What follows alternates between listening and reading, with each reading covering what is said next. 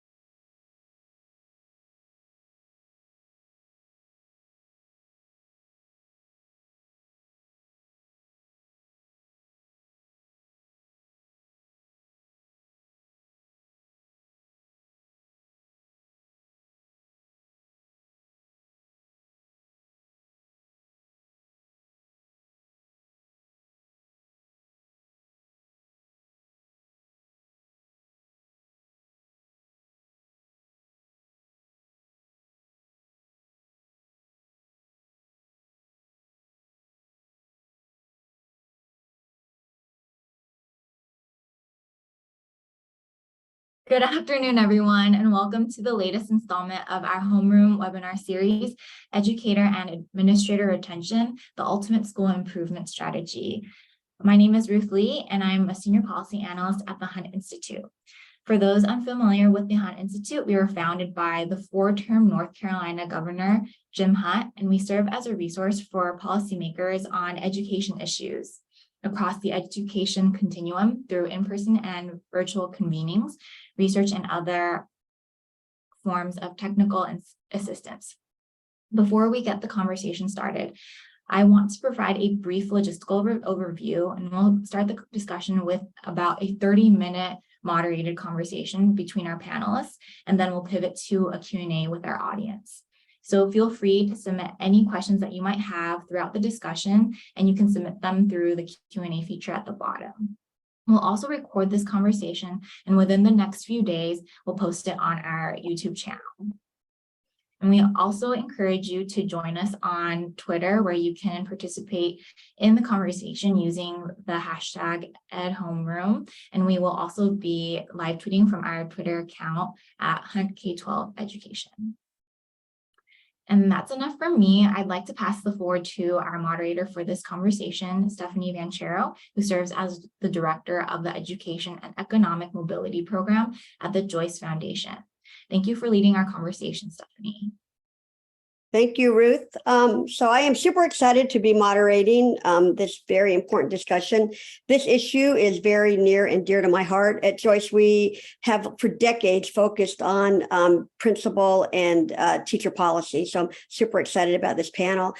Everybody on this panel knows, and I'm sure everybody listening knows, that teachers and principals are a major driver of student success. And as many of you know from firsthand experience, being an educator is a very tough job. And COVID and the fallout from COVID has made it even more demanding. So today we're going to talk about the importance of principal leadership and the significant role that they play in designing a positive and supportive school culture that helps with teacher retention.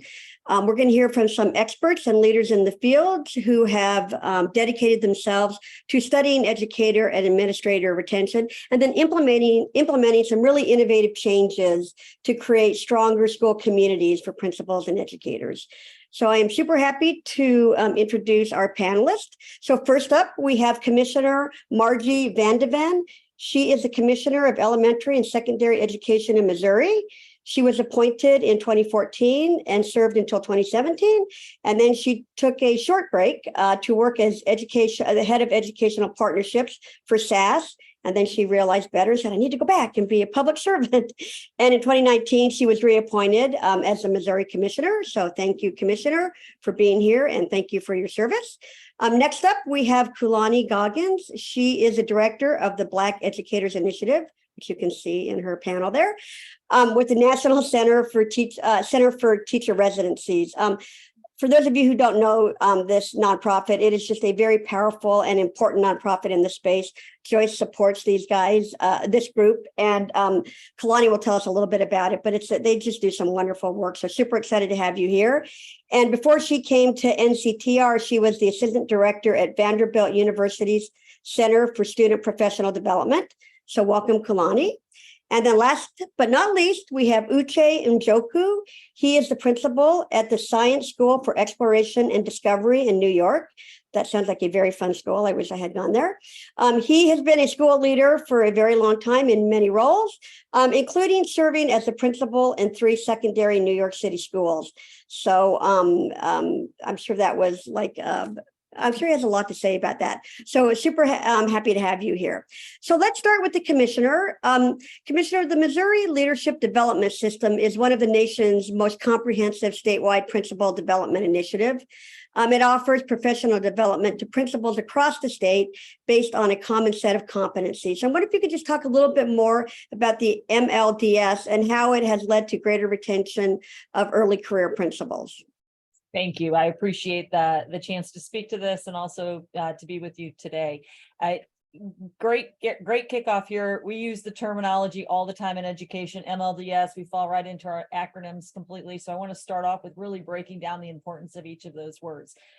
First of all, it is the Missouri Leadership Development System. So I want to hone in on, I think every state feels this way. They like to take a little bit of ownership for the work that they're doing. And a number of stakeholders came across from across the state together to really look at the national standards.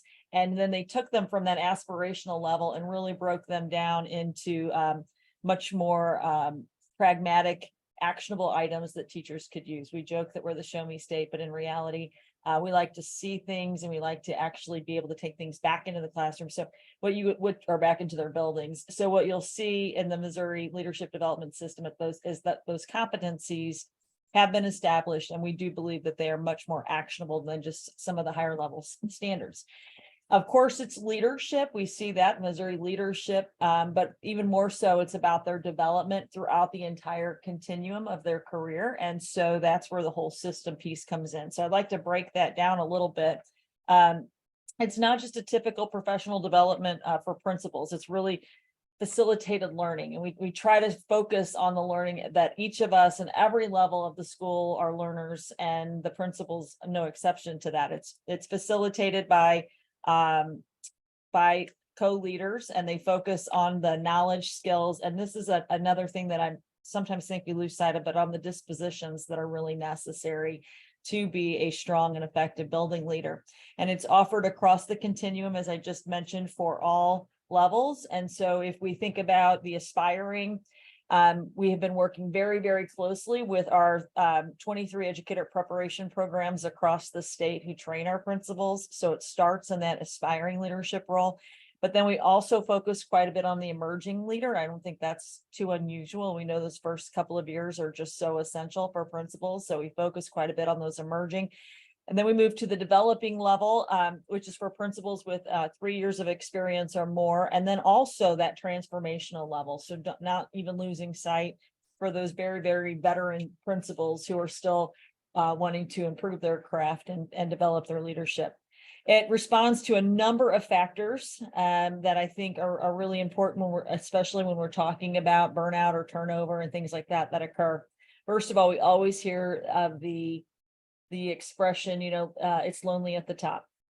So there is a level of isolation, I think, involved in any of these leadership roles. So pulling the principals together into their cohorts and allowing that principal to principal interaction among one another seems to have really, I think, assisted in the retention component.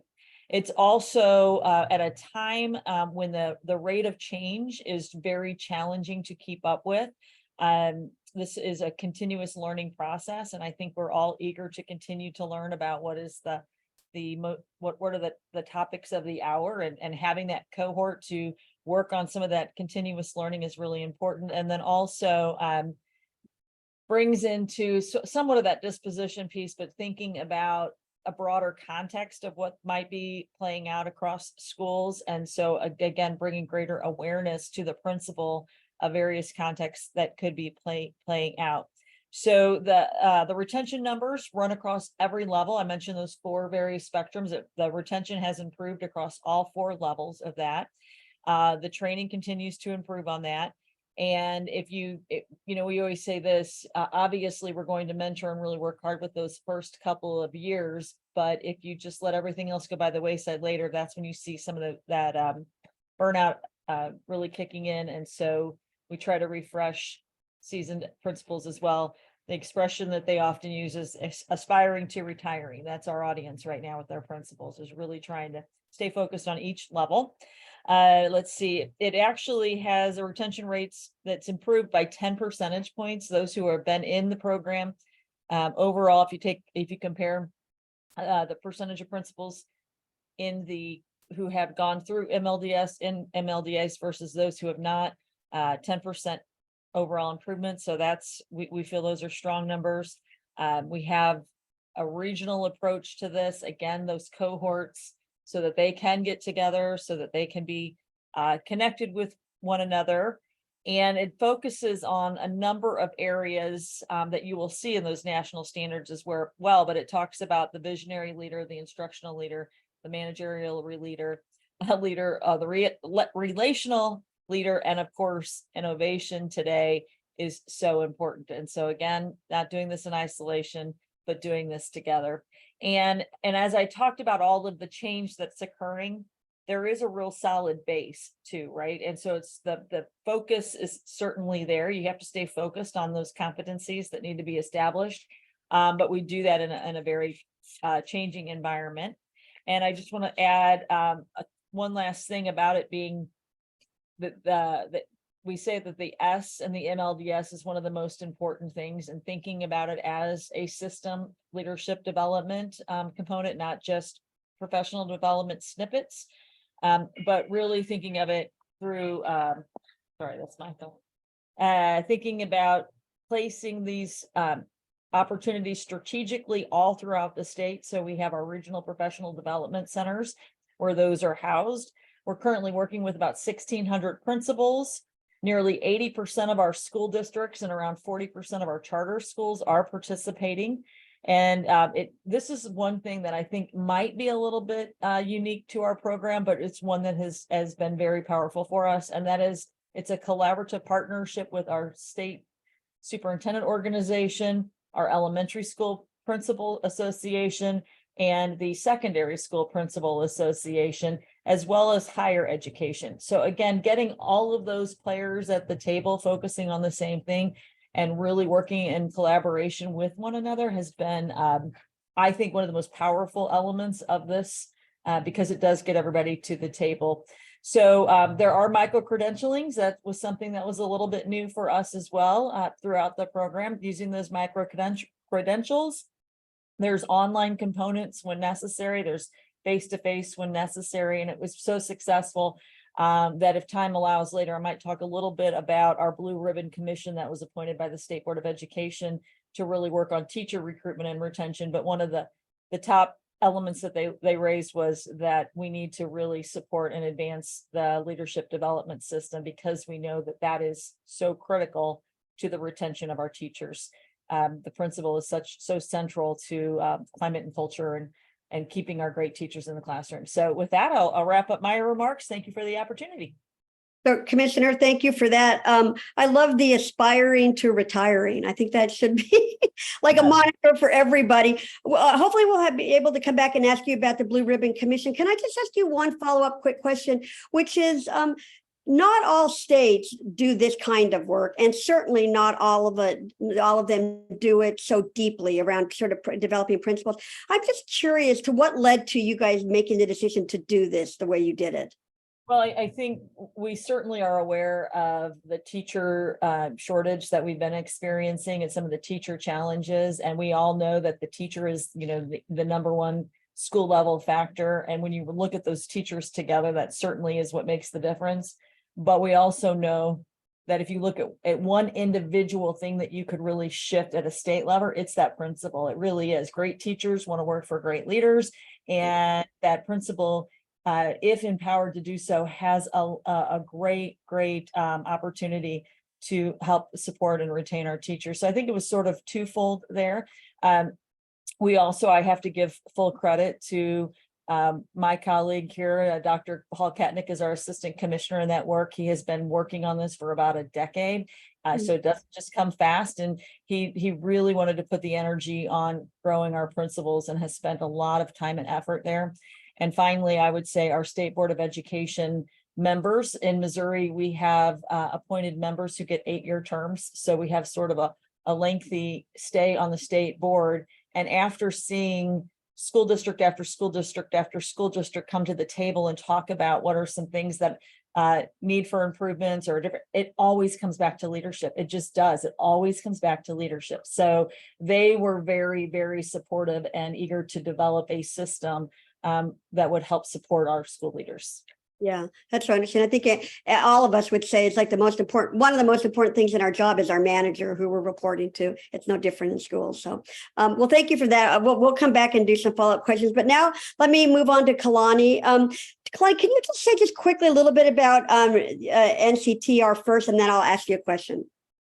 Sure. So NCTR, we are the National Center for Teacher Residencies, and we are a coalition or a network of teacher residencies across the nation.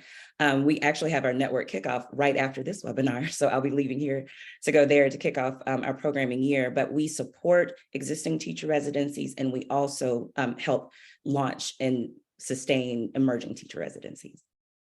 Great.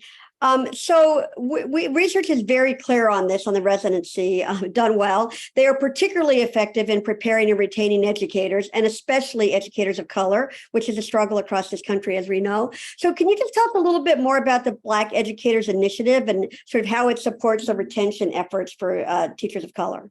Absolutely. Stephanie, thank you for that question. And also want to thank the Hunt Institute for the opportunity to contribute to this very important conversation.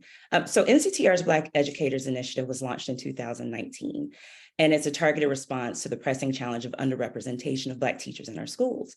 We all know research has consistently shown the positive impact of educators of color on student outcomes, and especially for students of color. So our BEI is designed to recruit, prepare, and retain Black teachers throughout our network that I mentioned earlier of teacher residency programs. So our approach involves several key strategies. First, we invest in homegrown recruitment pipelines that reflect the diverse communities predominantly served by Title I schools. So this helps ensure that aspiring Black educators have a direct connection to the schools and students that they serve.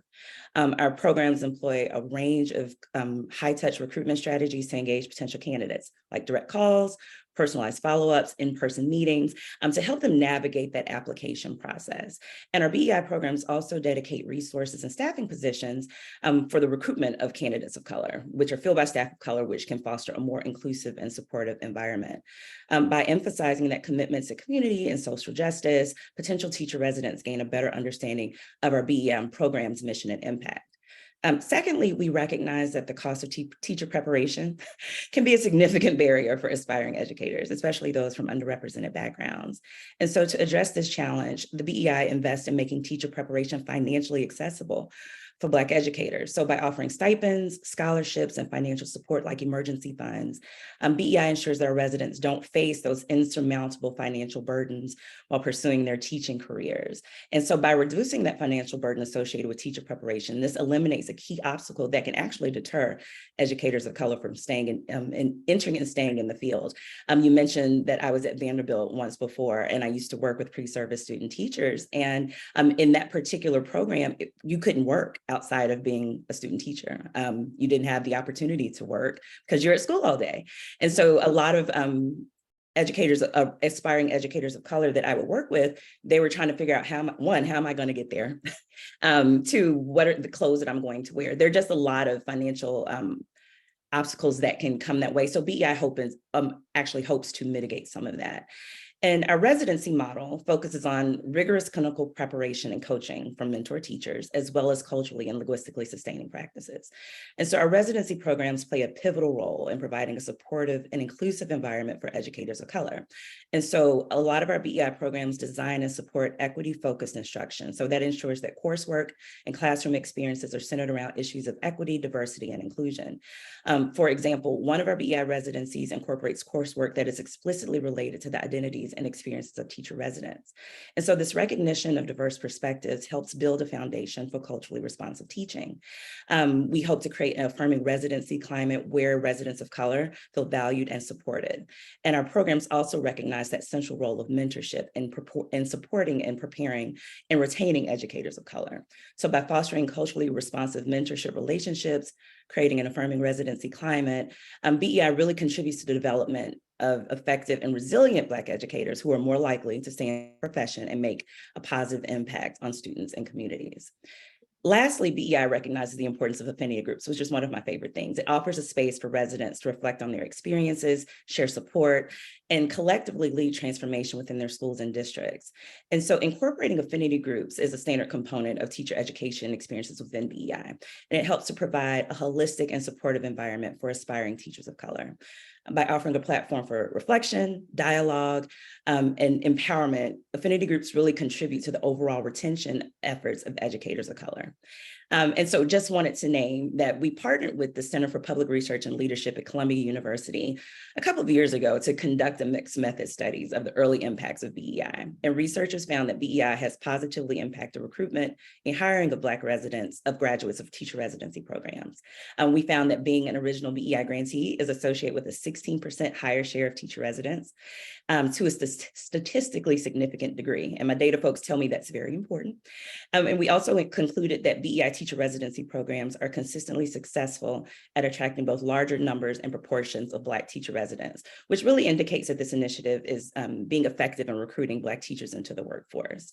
Not only does it promote recruitment, but we are improving our graduation and hiring rates to a statistically significant degree. We increased the number of Black graduates per residency to an average of about 21 Black teachers per program. And it's also had a large and statistically significant impact on hiring rates for Black residents. So about 14 additional BEI graduates on average were hired in Title I schools, and about 24 additional graduates were hired in partner districts after BEI was implemented, which really indicates that BEI is making a statistically significant difference for Black teacher residents and placing Black teachers in schools where they're needed most. I love this program. I want to come back to you. I want to make sure that we get Uche in here. Well, I'm going to come back to you, but I'm going to just put this question out there now for you to think about, because I'm going to come back to it, which is the role of the principal in both attracting and retaining teachers of color. So I'll come back and ask you that in just 1 second, because obviously it plays a very important role. So Uche, let's move to you. So thank you for joining us. Before I ask you a question, maybe just say a little bit about the school that you're leading right now. Oh, you're on mute. I should know better, but with all the Zooms that we're on. So first off, yes, I am the principal of the amazing Exploration and Discovery, MS-224 in the South Bronx, District 7. I've been here since May 1st, so I am new as a principal to the school, but I always tell families I'm not a new principal. This is my 3rd school in my career thus far. We are a STEAM focused school, great vibrant community, but also a community that struggled for many years. I am a transformational principal, so this is a turnaround assignment, and literally all of my schools have been turnaround schools. So I take pride in the work that I do to really put schools back on track, and create long-lasting culture and experiences for not only for our students, for teachers, and also the community. Yeah. A turnaround, that's a tough job, so bravo to you. So you participated in the Kahn Fellows Academy, and the principals from there have an average tenure of 12.5 years, which is nearly double the national average. So I'm wondering if you could just say a little bit about this program and sort of the benefits of just say a little bit about it and its innovative practices. Definitely. So what I like to do, if I could be permitted, is so far I've heard some amazing things from both my colleagues here. that literally tie into my experience, reaching to the position I'm at as a principal. And the Con Fellows program was a major part of it. So I'm going to go to the beginning. 2005, I'm living in Los Angeles, California, actually living in Malibu, and I'm asking myself, what am I going to do with my life? You know, I'm in my 20s, and I'm thinking, you know, there has to be more than just being on the beach and having sunshine every day. And I decided I wanted to become a lawyer. You know, I've always aspired to go into law, but I say, no, I'm going to do it now. And I had an aunt who's an attorney who said to me, you know what, great profession, but you need to strengthen your resume. So get ready for the LSATs and do something that will look really good for your resume. So I thought, maybe I will teach. Living in Los Angeles, unfortunately, there was a hiring freeze. The alternative was New York City, because I actually attended University of Rochester in upstate New York, called friends of mine, they were like, they're hiring here. So I was part of an alternative certification program called the New York City Teaching Fellows Program. 2-year commitment, then I was thinking off to law school. So 2005, 2007, I'm done. Well, what happened was in 2007, a principal that I had met earlier when I first started teaching, John Barnes, said, listen, give it 1 more year, come work for me, I need a dean. So I said, sure, I'll be with you for 1 year. And listen, I loved every moment of my experience as a teacher in the classroom. It was amazing. 2008, he became a Con Fellow and said, you will be my Con Ally. And I'm like, first of all, what's the Con Fellows and what's a Con Ally? And the Con Fellows program identifies that early mid-career principals who are well accomplished, have amazing ratings and great school communities. And the school we were at the time, MS 331, was an amazing school. But part of the program is you have to identify an aspiring leader that you will mentor over the course of your membership in the Fellows program. So he picked me. I don't know why he picked me. There were several amazing assistant principals in the school. I was just a lowly dean, but I went ahead and I went with him through this program. It was super intimidating. It was based out of Teachers College, Columbia University. And I'm sitting there with principals here in New York City that are very well known. And I was like, okay, what am I doing here?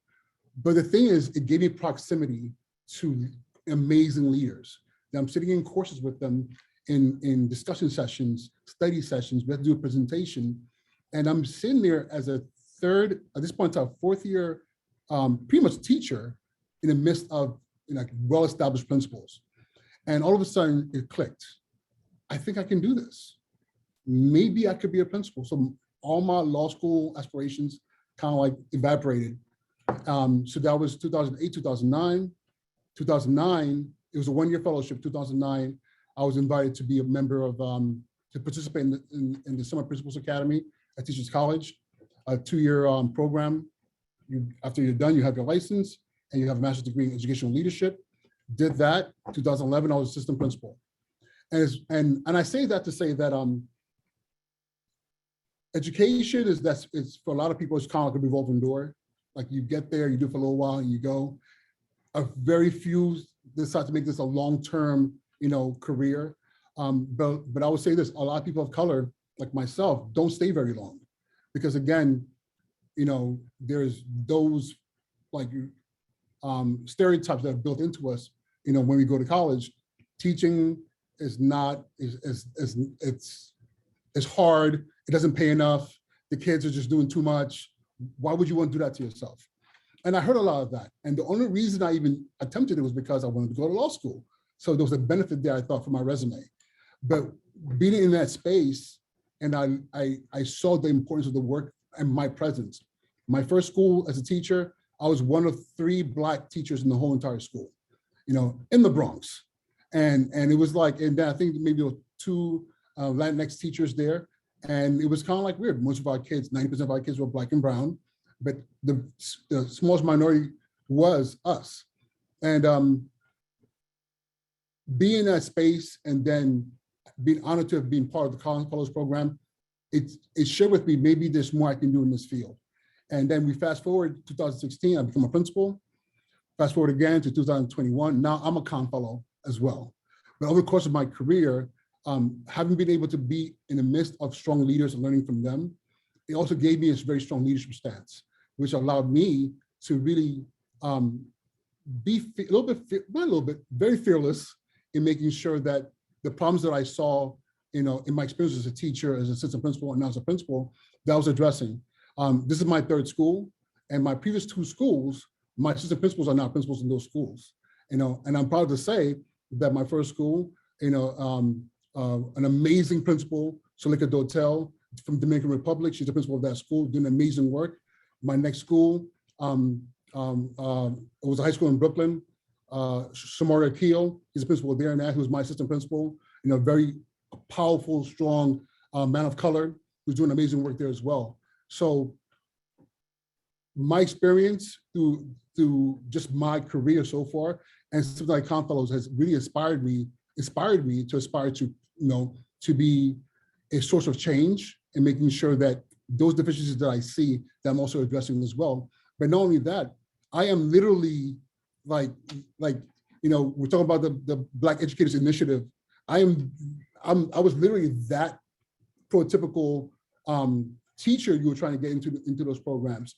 And then when we talk about in the state of Missouri and the work being done to really empower principals to not only just last for a long haul, but have the tools they need to be successful in any endeavor they're doing in this field, and Con Fellows give that to me.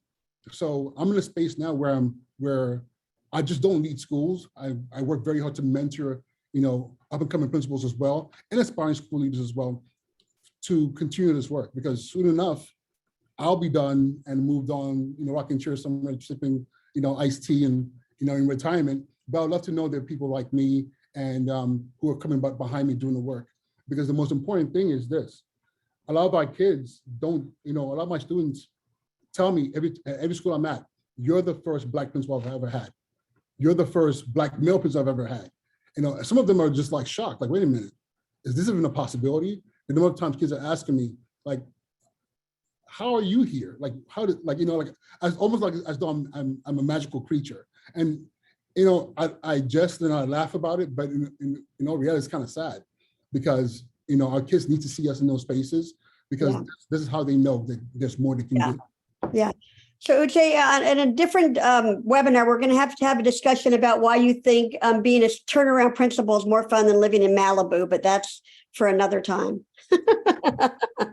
There's questions coming in. There's a question in the Q&A. I'm going to ask a follow-up question and incorporate a question that came in, that someone sent in, and that is about sort of retention. So as we're talking about this, we want to be mindful of sort of the equity gaps. And if all of you have highlighted, we know that we have fewer principals of color and teachers of color than a representative in the schools. And so I'm wondering, sort of, in the work that you're doing, if you can talk a little bit about any sort of innovative practices that you've seen that have been effective in helping reduce turnover amongst educators and principals of color. And then a follow-up to that, there's a question in the chat that someone asked if you've ever surveyed the teachers about the factors that make them leave a certain school or leave the profession altogether. I think this might potentially get at the same question. And while you guys answer that, I'm going to cut my video to go plug in, but I'm still here. So I'll ask the commissioner to answer that.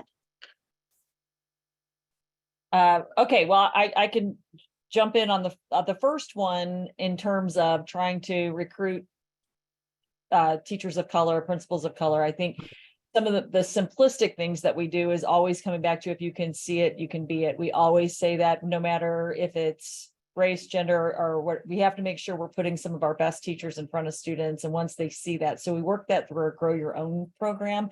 That has really been thriving and really trying to identify our best students who would be great teachers, and we've seen some success there. The rest of you could probably speak to that even better than I just did. I will jump to the next question, because we've done extensive research here and surveying teachers and principals into why they're leaving, and which is why the State Board of Education appointed the Blue Ribbon Commission, and they ended up working in 2 phases. I could do 3 hours of discussion here, so I'm going to try to condense this as quickly as I can. And if you have follow-up questions, please let me know. But we did see a very common thread through the surveys on why people were leaving, and some of them were very easily solvable in theory. I mean, it's not easy, but I mean, things like salary, things like flexible scheduling, things like just very concrete things that we could solve. The ones that were more challenging had to do with more of the cultural climate issues that might be existing in our schools, and more about just the respect for the profession overall. Those two are solvable, but they just take a little more time and a lot of thinking behind how do we do that. So the commission worked under the direction, the Hunt Institute helped facilitate this work for us.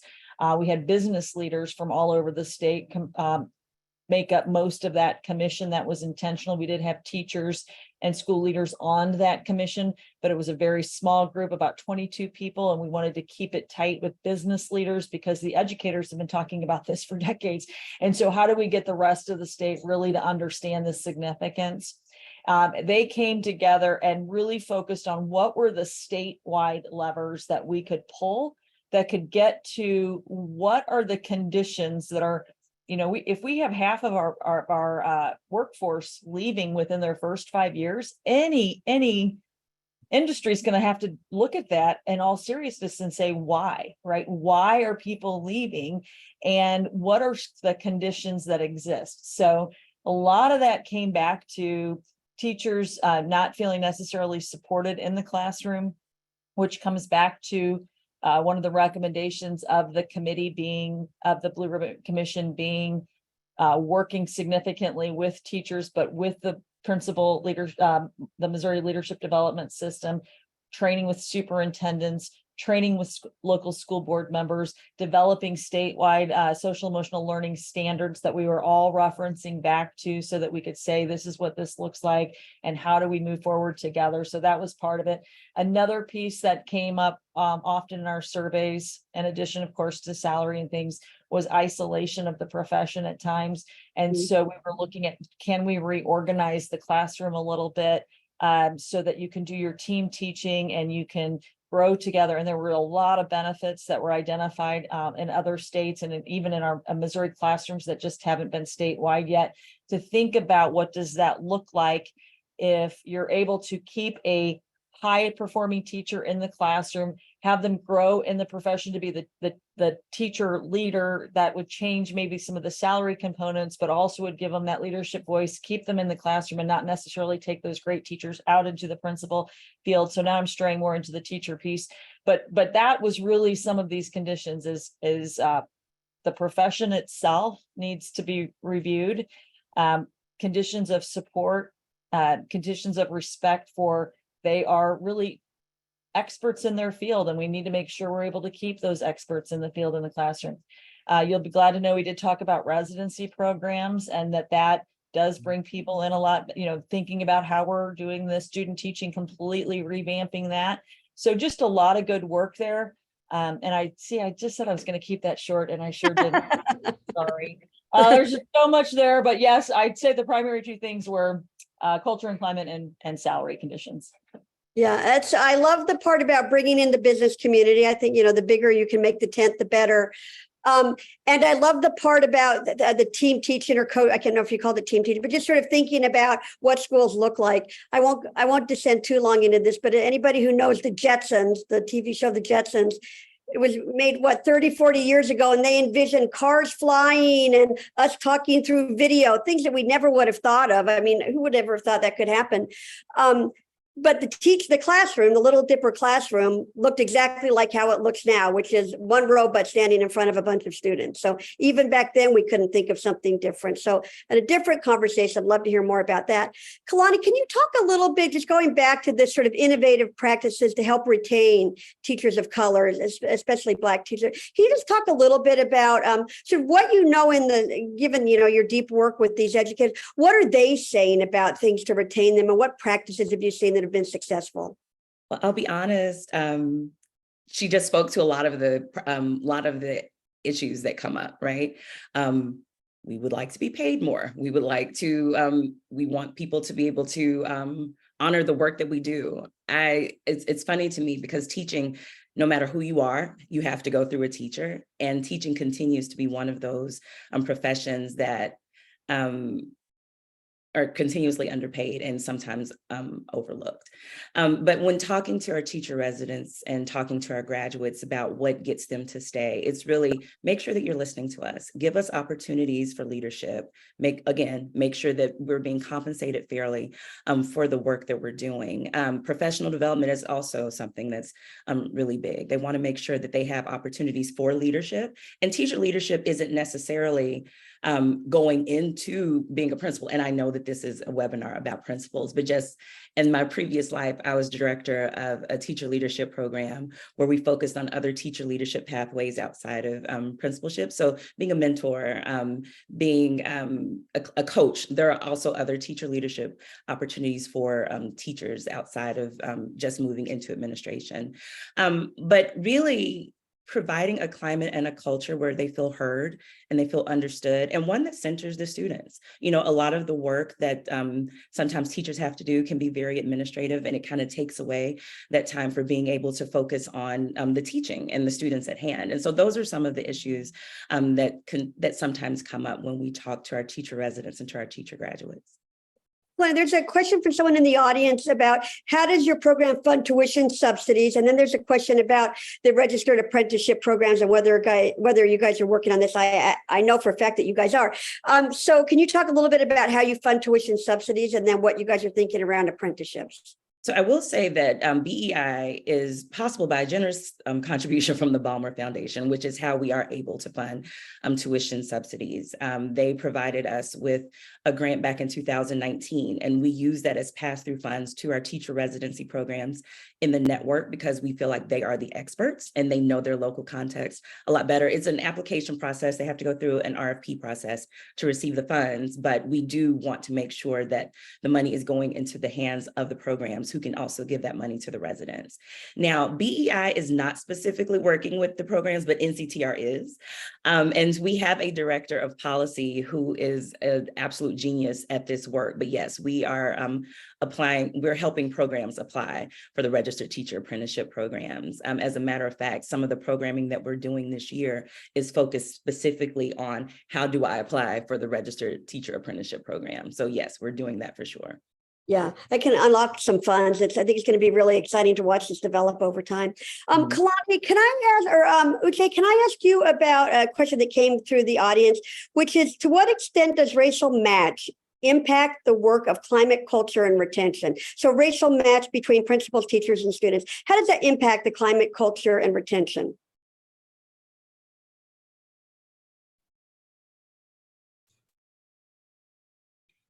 So I think that's a very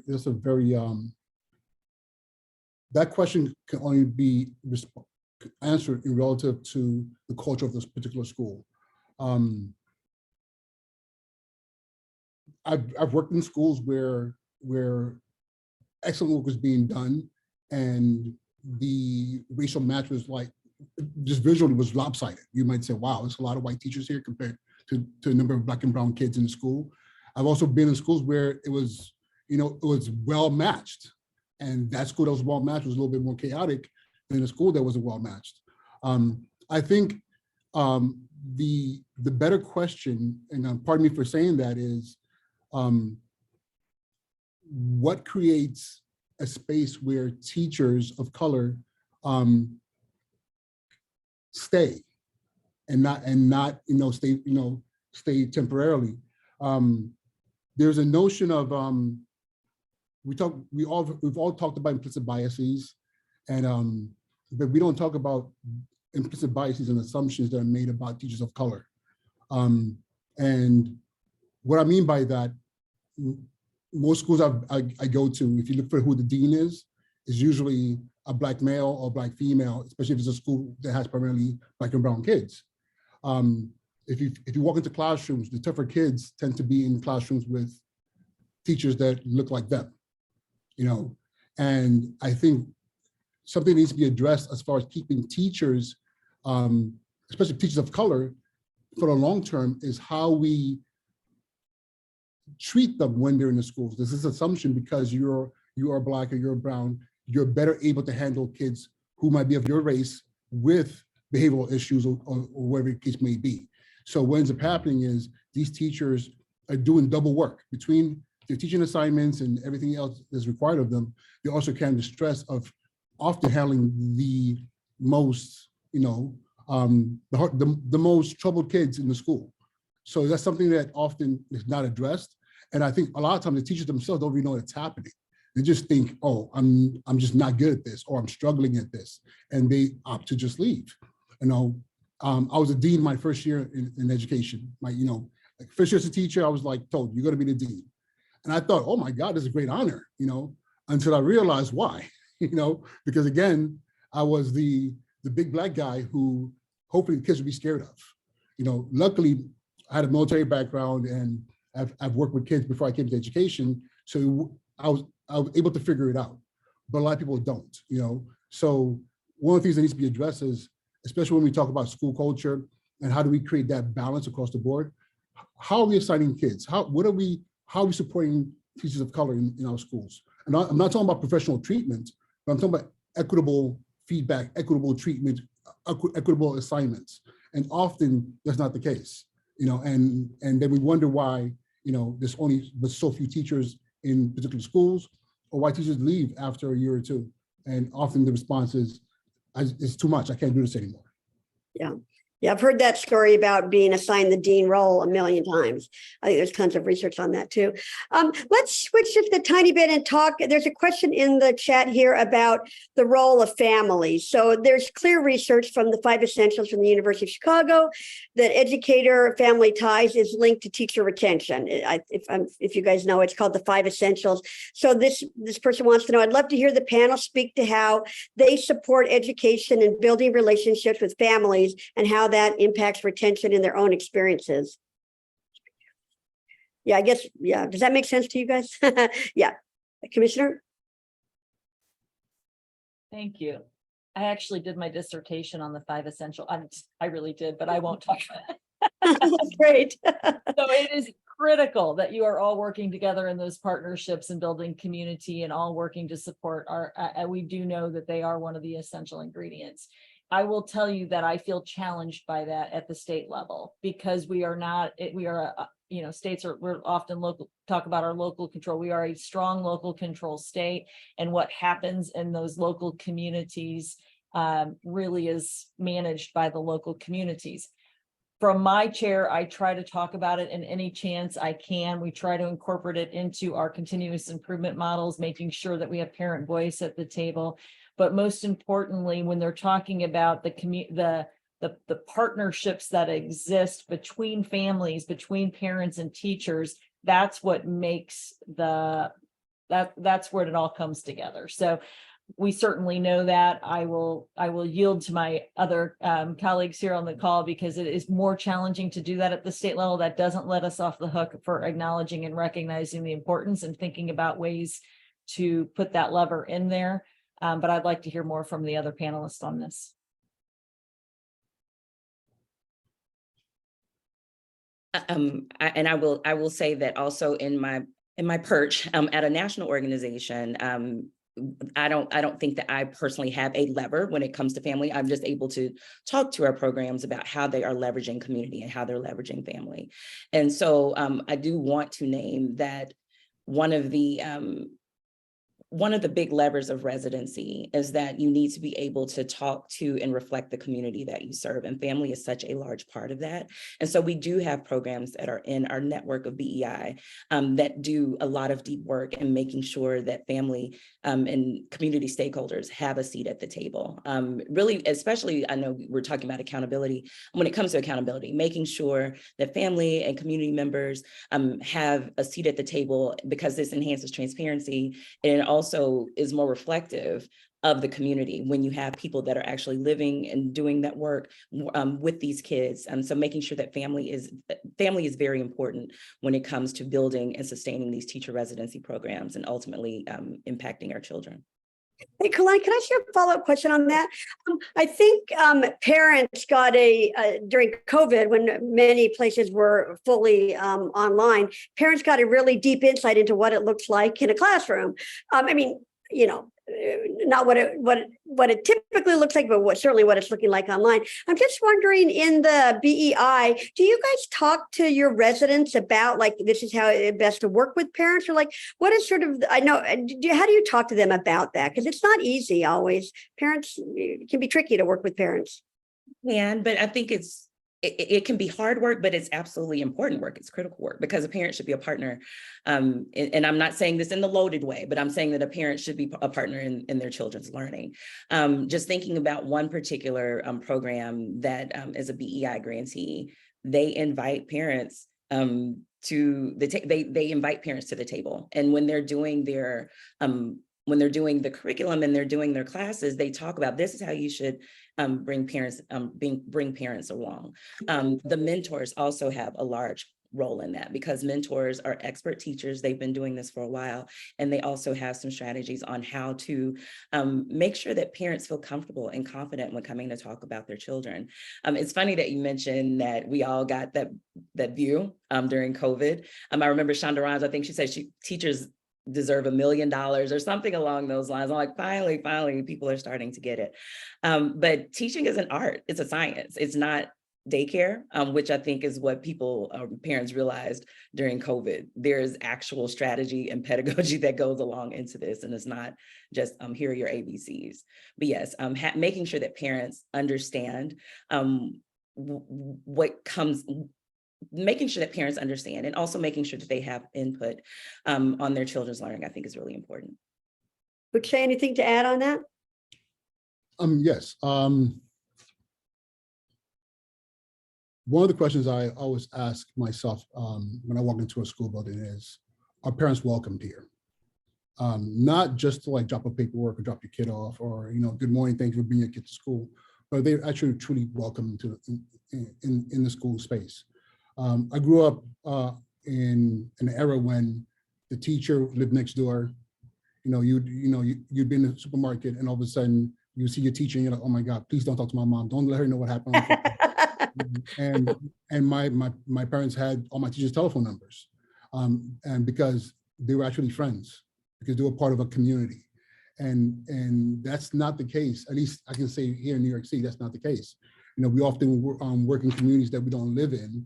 So for me, I've always made it a point to make sure that the school building itself is not just a place you drop your kid off at the door. You should feel welcome into coming into the building. I actually have weeks during the year where parents can come in and volunteer and walk into classrooms. And sometimes I might have a problem. There's often I've had a problem of practice where I'm trying to figure out a particular issue at my school, and I'll call on parents, like, this is what we're dealing with. What do you guys think? And it's very important. One question I want to pose out there to any school leaders watching this, do you have real relationships with your parents? Like, do you establish friendships?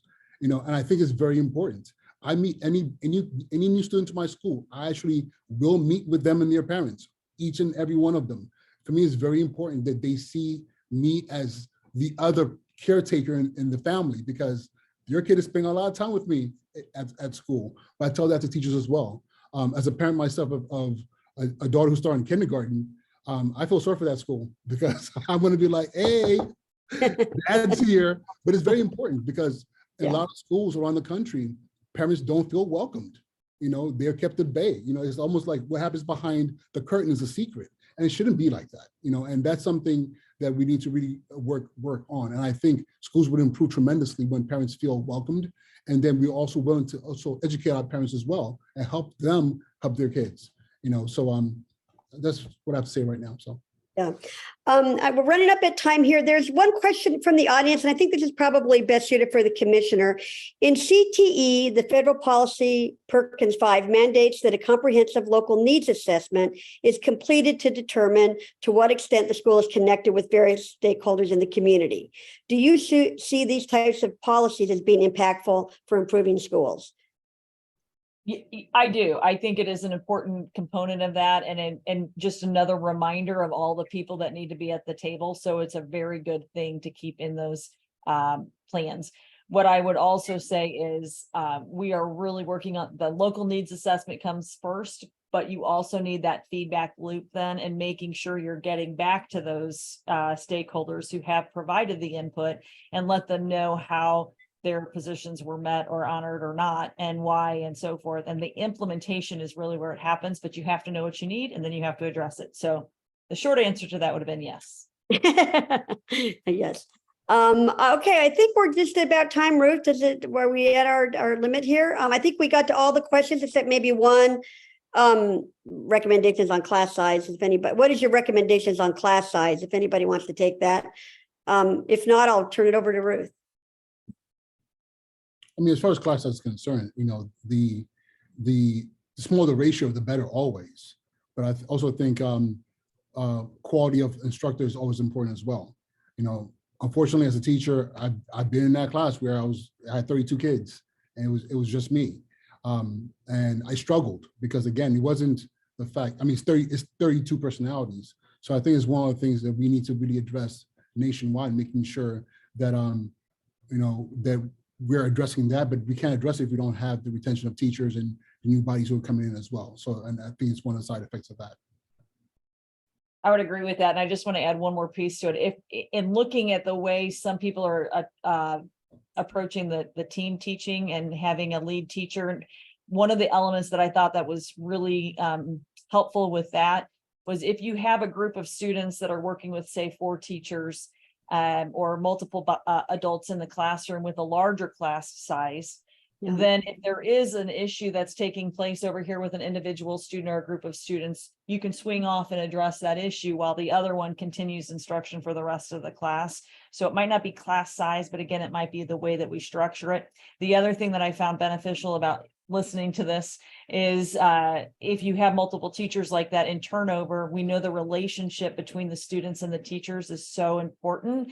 And if you can maintain relationships with maybe a couple of the teachers that are in there where the other one is swinging out, that's another helpful approach. So we talked a lot about that with our Blue Ribbon Commission work as well. Love the team teaching. Okay, Ruth, sorry. Oh no, I did have one question, and we didn't get a chance to talk about assistant principals and the roles that they do play. And everybody on this our panelists, our resource experts do have experience in the classroom as well to some extent.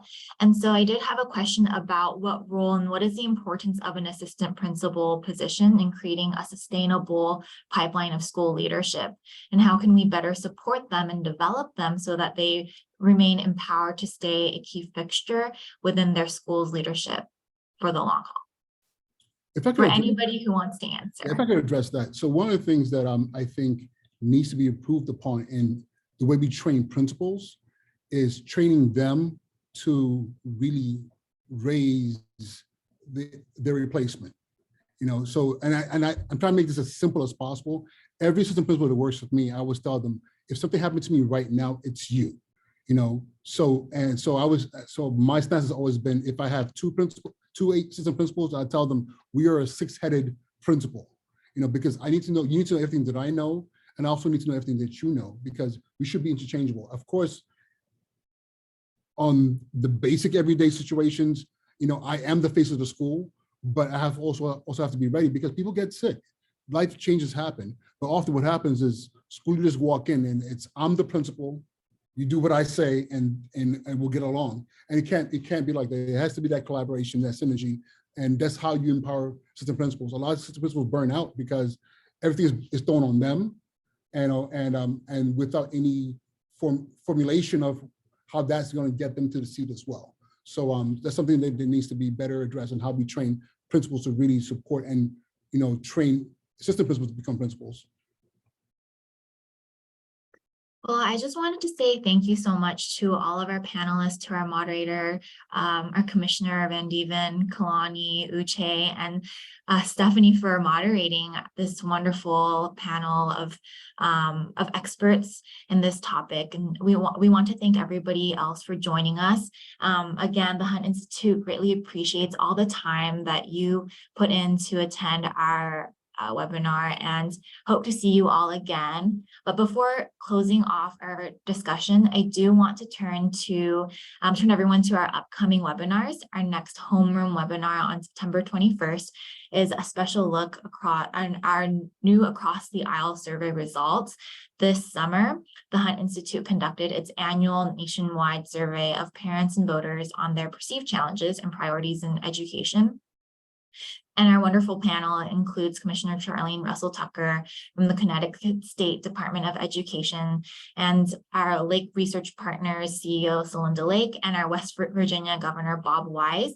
We hope that you'll all join us for this very timely conversation around what matters most to families in education, how state and district leaders can leverage remaining dollars and time to meet their priorities. So thank you again. We all hope that you have a wonderful rest of the week.